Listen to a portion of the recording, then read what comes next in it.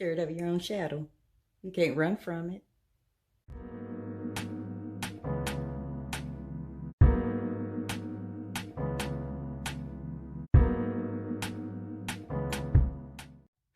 Hey everybody, it's your girl Exquisite Bliss, Spiritual Life Coaching.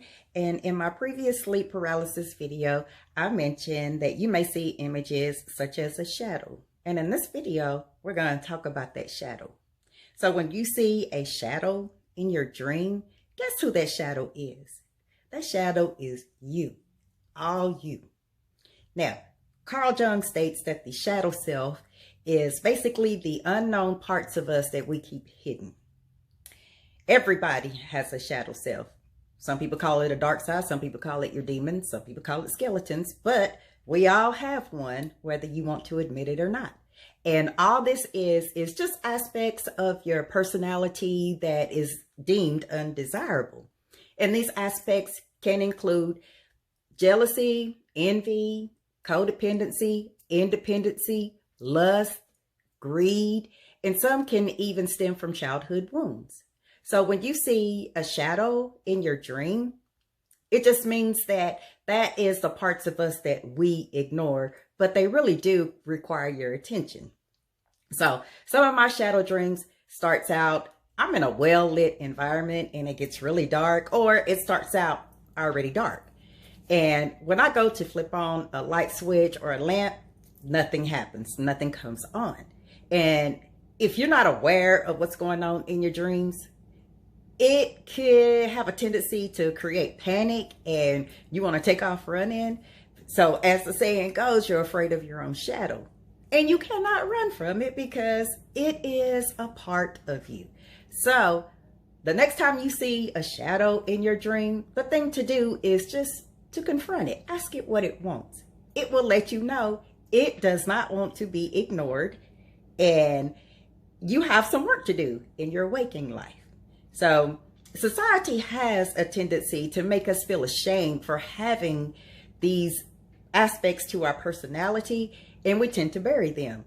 However, when we bury them, they manifest itself in negative ways in your life, creates low self-esteem, insecurity, addiction, mental illnesses, and even chronic health problems. So with that being said, it's time to do some shadow work. And so what is shadow work? It's just basically confronting the shadow. Smack down. Okay, that's what it is. And a lot of people do not like to do that, but it is required in order for us to get better and live better lives.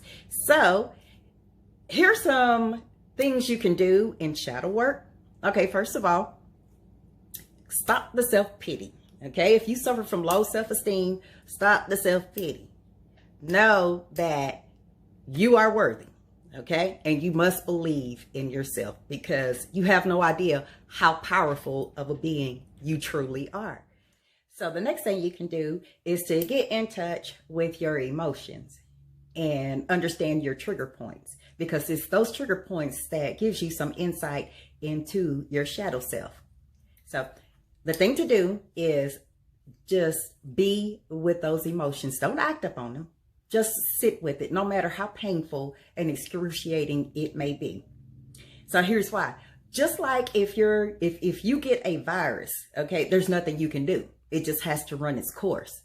And once it's over, if that virus tries to enter your body again, it has created antibodies and your body says, you're not getting in here this time.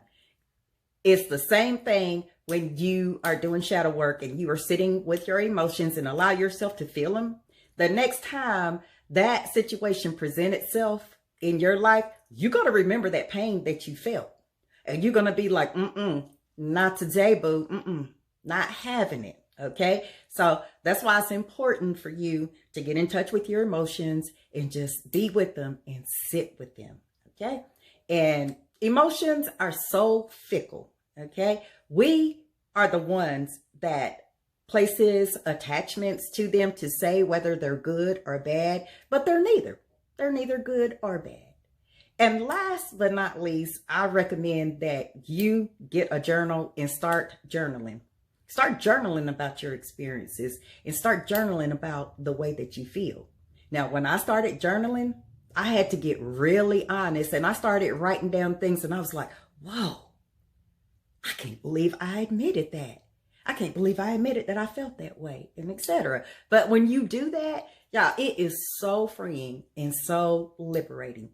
So once you start journaling, I encourage you to go back and reread some of your entries and see if you still feel the same way.